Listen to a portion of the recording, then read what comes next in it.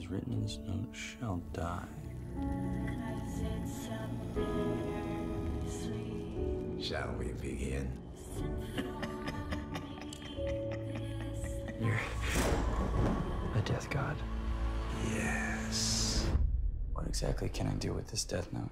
Put your name down and see what happens. It's kind of a genre-bending mashup of all different things. It's a horror, it's an action, it's a comedy, it's a detective story, it's a high school film. It's got a musical component to it, you know, because it already existed in anime form, and you know, and it had already been done in Japan as a direct adaptation.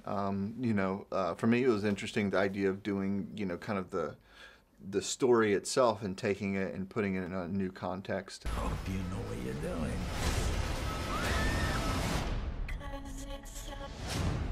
I wanted to kind of make the movie feel almost like a 80s high school film that goes bad, sort of, you know. I was born in 1982, so, you know, like I was very, you know, it was a very impressionistic time for me, you know, when it came to like 80s movies. So I think that those have just kind of like sunk their claws in me. And so, you know, I don't know that I'll ever be able to do something outside of the context of that. But I think every filmmaker, you know, they kind of live within an era that's not the era that you live in right now. Do you think that I'm crazy?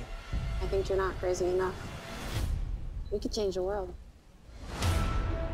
The killer has taken credit for over 400 deaths. It's very relevant in a lot of different ways, you know. I mean, I think you could take the Death Note and itself, and you know, it's almost like a metaphor for, you know, the way that the you know, the American government, you know, basically interacts with other countries, you know, through, you know, drone operations, for instance. Instead of like boots on the ground, you know, you send a drone over and it's very, you know, impersonal, you know, and that kind of thing. And so in a lot of ways, there's kind of similarities within that, and even just the way that, you know, I think like, you know, American imperialism always has this kind of vibe that, you know, we're right and we know who the bad guys are, and so, you know, and so in a lot of ways, you know, Light kind of almost represents that himself, you know. What they want is a god.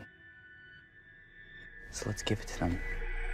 Hopefully, you know, there'll be sequels. You know, I think, like, for me, the idea was that, you know, the first film is essentially Light in high school, and then the second film would be what happens afterwards. Hopefully another movie or two, and then maybe a TV show spinoff at some point, yeah.